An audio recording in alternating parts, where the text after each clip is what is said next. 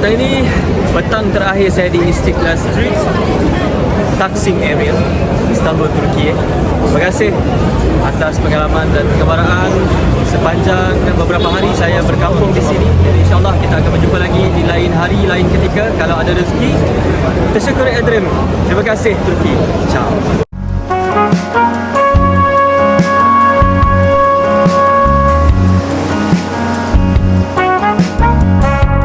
Hati-hati di jalan,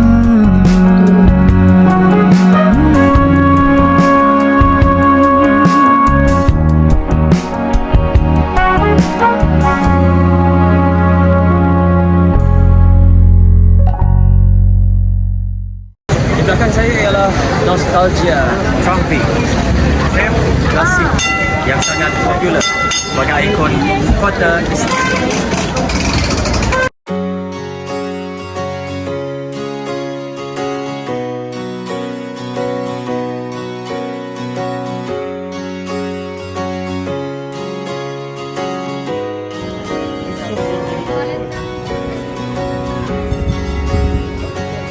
Sekarang saya berada di stesen Fenikula di Istanbul, Turki, di mana untuk Fenikula ini laluannya hanya satu saja dari Kabataş ke Taksim ataupun Taksim ke Kabataş, dan harga tiketnya 9.90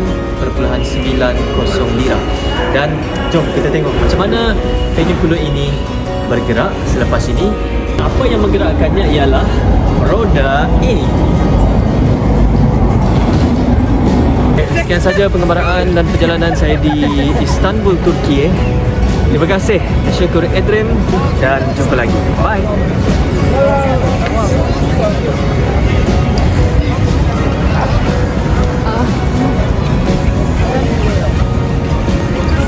Buradan sevdiğimiz. Alhamdulillah, setakat pengalaman saya berada di Turki, Istanbul dan juga Bursa setakat ini, saya ada berjumpa sebenarnya dengan scammer-scammer, tapi antara cara yang saya gunakan untuk mengelak daripada di-scam oleh golongan-golongan tersebut ialah dengan tidak mengendahkan apa yang mereka ucapkan. Contohnya mereka akan ucapkan hello, hi, bahkan ada yang boleh berbahasa Melayu, dia akan memanggil-manggil kita.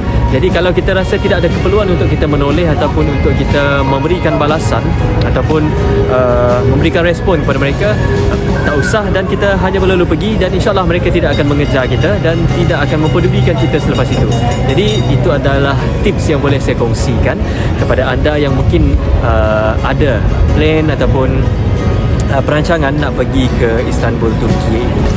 Antara yang mereka gemar untuk gunakan bagi scam orang, sesiapa saja yang datang ke sini, ialah yang pertama sekali, mungkin mereka nak kita ataupun mereka bertanya kepada kita, ada lighter tak? Macam saya tidak merokok, jadi itu dah kita keluar daripada plan mereka. Kemudian mereka nak menjual minyak wangi. Ada juga yang mengajak ataupun mempromosikan perkhidmatan urut, ada yang mempromosikan juga nak pergi clubbing dan sebagainya, dan ada juga yang sekadar ingin membantu kita. Kita ingat dia nak membantu, dia akan tanya, hey bro, nak pergi mana? Where are you going?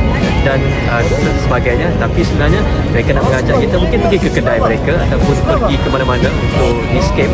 Jadi berhati-hati, dan insyaAllah kalau anda berhati-hati dan teruskan dengan niat asal anda untuk datang bergembira dan bercuti di sini, insyaAllah perjalanan anda akan selamat dan anda akan bergembira di Istanbul. Tentang penginapan ataupun tempat tinggal, mungkin saya boleh sarankan juga, kalau datang ke Istanbul ini, anda boleh cari tempat penginapan melalui Agoda, Booking.com dan Airbnb ataupun apa-apa sahaja di kawasan Beyoğlu, terletak di kawasan Taksim.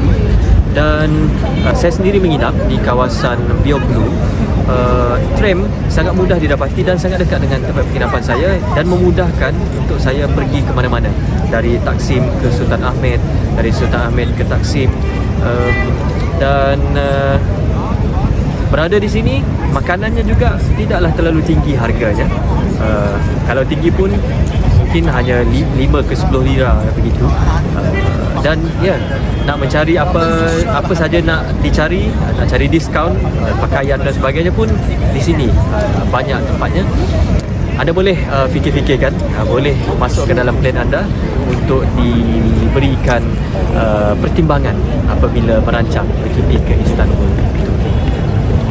Sekarang saya berada di Ottoman Lokum Baklava yang telah wujud semenjak 1860, dan hari ini saya makan makanan tradisionalnya iaitu baklava.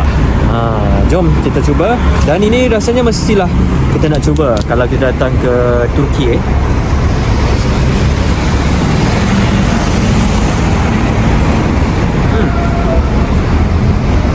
Rasanya manis dan manisnya tak ada manis sangat, just nice. Di luarnya diselaputi dengan kulit-kulit macam kulit roti yang terlalu nipis, diuli dan dilapis-lapis-lapis dan diletakkan manisan di dalamnya. Sedap.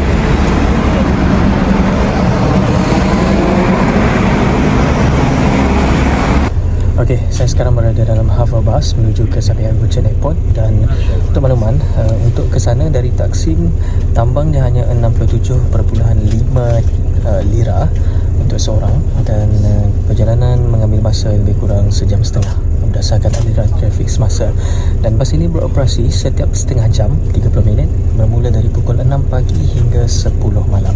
Jadi kepada anda yang datang ke Istanbul, sama ada dari Sabiha Gökçen Airport ataupun Istanbul International Airport, kedua-dua airport tersebut, Havabus ada menyediakan perkhidmatan pergi dan balik seperti ini.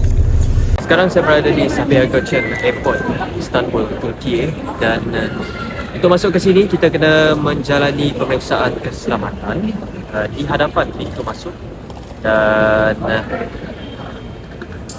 keadaan lapangan terbangnya besar, ramai orang serta banyak syarikat penerbangan yang menawarkan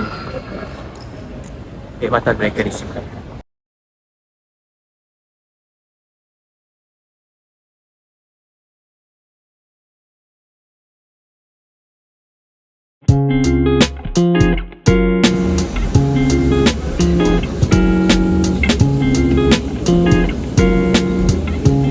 Pagi ni saya dalam penerbangan dari Sabiha Gökçen, Istanbul, Turki menuju ke Athena ataupun Athens untuk kembali sebelum Athens sebelum teruskan penerbangan balik ke